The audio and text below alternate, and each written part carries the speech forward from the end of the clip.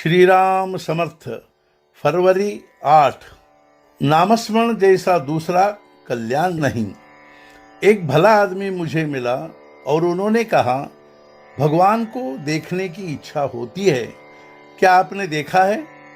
मैंने कहा, हाँ देखा है। उन्होंने पूछा, क्या मैं देख पाऊंगा? मैंने कहा, देख पाओगे, किंतु इन आँखों से नहीं।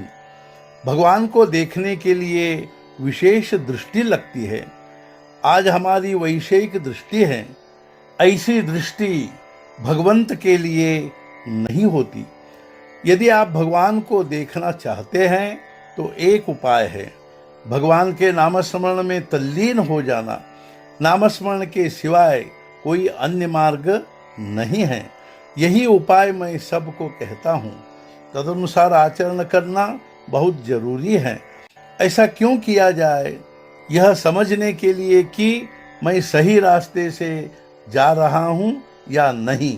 किंतु केवल मेरा कहना सुन लिया और छोड़ दिया तो सफलता नहीं मिलेगी। मेरे कहने के अनुसार कृति करोगे तो बात सधेगी। इसलिए प्रत्यक्ष कृति करो, आचरण करो।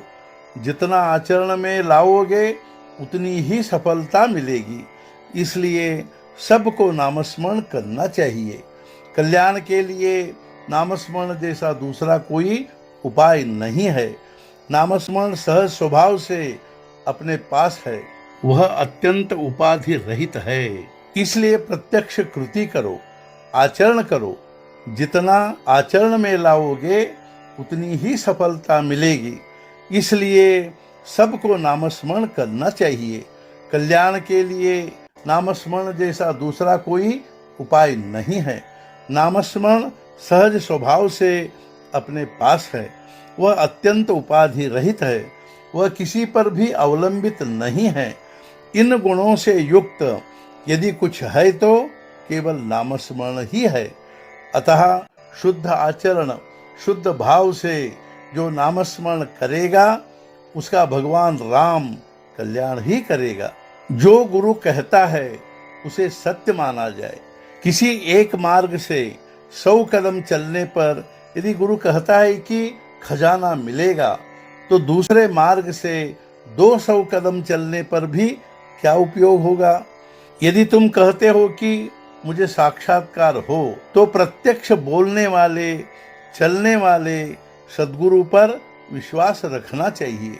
उन पर विश्वास नहीं होता है तो परमात्मा का दर्शन करा देने से भी क्या लाभ होने वाला है? यदि आम चाहते हो तो गुठली बोनी चाहिए। सद्गुरु जो कहते हैं उस पर पूरा विश्वास चाहिए। मन चंचल होना ही नहीं चाहिए। हमें गुरु से एक रूप हो जाना चाहिए। नामस्मरण के अलावा कोई अन्य कल्याणकारी बात हो ही नहीं सकती। यदि तुम्हारी यह भावना है कि नामस्मरण करने से मेरे परिवार में बीमार आदमी है वह व्याधि मुक्त हो जाए, तो क्या यह तुम्हारी वैषयिक भावना नहीं हुई? व्याधि मुक्त होने पर जैसे हम बोतल से दवा फेंक देते हैं, वैसे ही हमारी आवश्यकता पूरी होने पर हम भगवान को भूल जाते हैं। जब तुम किसी इच्छा पूर्ति की कामना करते हो तो साफ है कि तुम्हारी साधना में कुछ दोष है।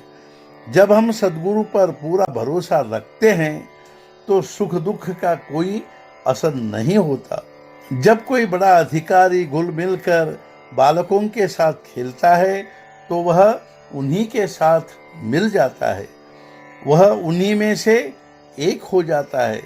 हमें भी व्यवहार में वैसा ही आचरण करना चाहिए।